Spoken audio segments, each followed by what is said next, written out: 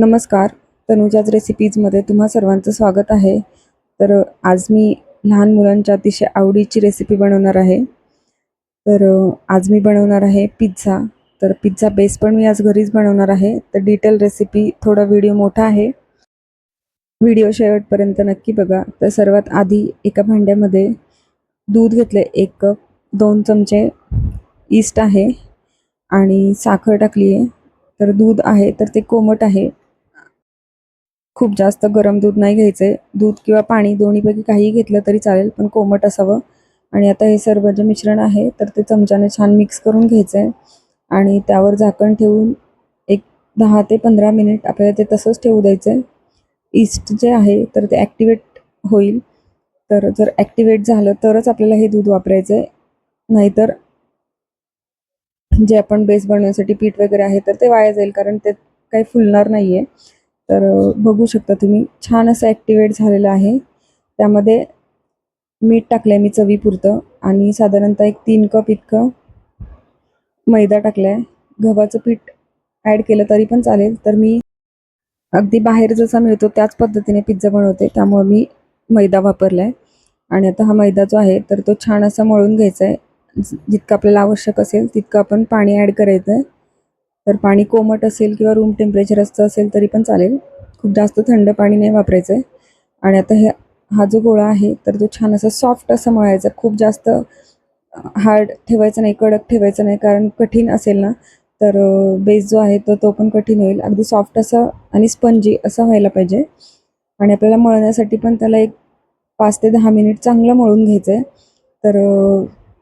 भांड्यामध्ये मळायला थोडंसं कठीण जाते. त्यासाठी मी ते किचन ओटा स्वच्छ केला आहे आणि त्यावर तेल टाकले आणि त्यावर असं छान मळून घेते आहे. बघू शकता तुम्ही अगदी छान असं आपण भाकरीसाठी जशी कणिक मळतो तशाच पद्धतीने आपल्याला ते मळून घ्यायचं आहे. आणि एक 10 मिनिट मळून झाल्यानंतर साधारणतः 1 तासासाठी मी भिजण्यासाठी ठेवलं होतं. बघू शकता तुम्ही अगदी छान असं पीठ फुगलं आहे. दुप्पट तिप्पट असं पीठ झालं आहे. आता याच्यामध्ये मी हवा काढून घेतली आहे मी आणि त्यानंतर सर्व जे पीठ आहे ते परत एकदा थोडंसं मळायचं आहे आणि त्यानंतर त्यातला एक गोळा काढून घेणार आहे. आणि आपल्याला आता पिझ्झा बेस बनवायचा आहे. मी पातेलं जे आहे किंवा कढई आहे त्याच्यामध्ये बनवून घ्यायचं आहे. कढई मी प्रीहीट करण्यासाठी ठेवली आहे आणि कढई गरम होती आहे. तोपर्यंत आपल्याला पिझ्झाचा बेस आहे तो बनवून घ्यायचा आहे.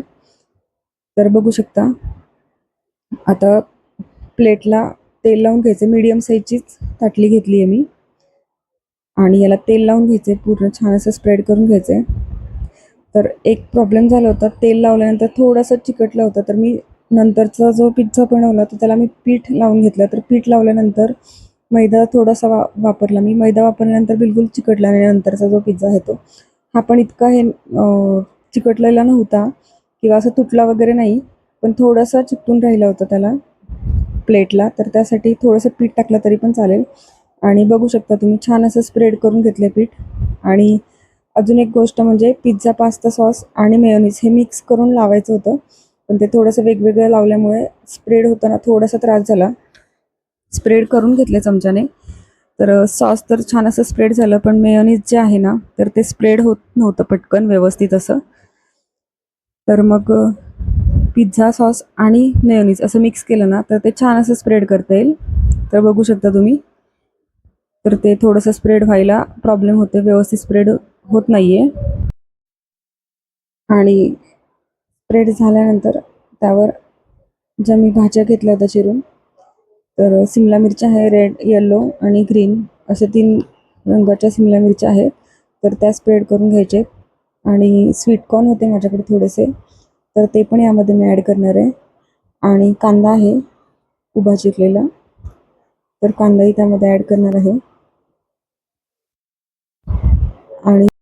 आणि भाज्या ॲड केल्या की त्याच्यानंतर त्यामध्ये चिली फ्लेक्स आणि ऑरेगॅनो ते ॲड करणार आहे.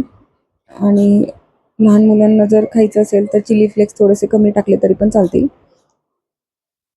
सर्व भाज्या आहेत त्या छान स्प्रेड करून झाल्या. आत्ताच दिसताना इतका सुंदर रंग दिसतोय वेगवेगळ्या रंगाच्या सिमला मिरच्या असल्यामुळे. खूप टेस्टी असा पिझ्झा तयार होतो आणि अगदी साधी सोपी रेसिपी आहे. तर व्हिडिओ जो आहे तर तो थोडासा मोठा व्हिडिओ झाला आहे, कारण डिटेल रेसिपी मी शेअर केली आहे. कोणतीही गोष्ट त्यातली मी स्किप केलेली नाही आहे. तर बघू शकता ऑरिगॅनो आणि चिली फ्लेक्स ॲड केले आणि सर्वात शेवटी अगदी सगळ्यांच्याच आवडीचा पदार्थ आहे. लहान मुलांना तर फार आवडतो. सँडविच असो, पिझ्झा असो, बर्गर असो, अगदी चपाती जरी असेल ना तरी त्यावर स्प्रेड करण्यासाठी चीज आहे. तर मोझरेला चीज आहे तर ते ॲड केलं आहे. तर थोडंसं जास्त चीज ॲड केलं तर त्याची चव खूप छान येते आणि मुलांना तर जितकं जास्त चीज असेल तितका पदार्थ तो आवडीचा होऊन जातो.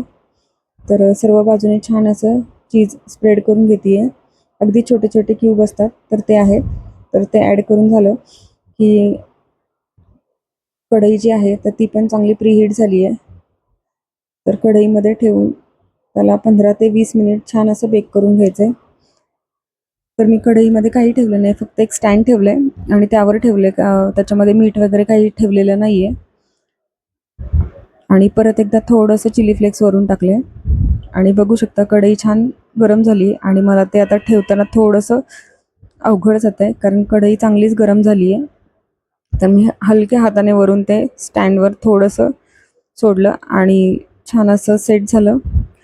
आता झाकण ठेवून एक 15 ते 20 मिनिट छान असं बेक करून घ्यायचं आहे, शिजवून घ्यायचं आहे. बघू शकता चीज पण छान मेल्ट झालं आहे आणि बेस जो आहे तर तो पण छान असा फुगला आहे. तर बघू शकता मी कट करून पण दाखवणार आहे. किती छान आणि स्पंजी असं झालेलं आहे ते. तर आजची रेसिपी जी आहे पिझ्झाची ती तुम्हाला आवडली असेल तर रेसिपीला नक्की लाईक करा, कमेंट करा, शेअर करा आणि तनुजाच रेसिपीला सबस्क्राईब केलं नसेल तर नक्की सबस्क्राईब करा आणि बेल आयकॉनवर क्लिक करा, जेणेकरून येणारे जे नवीन नवीन व्हिडिओज आहेत, रेसिपीज आहेत तर त्याच्या नोटिफिकेशन तुम्हाला सर्वात आधी मिळतील.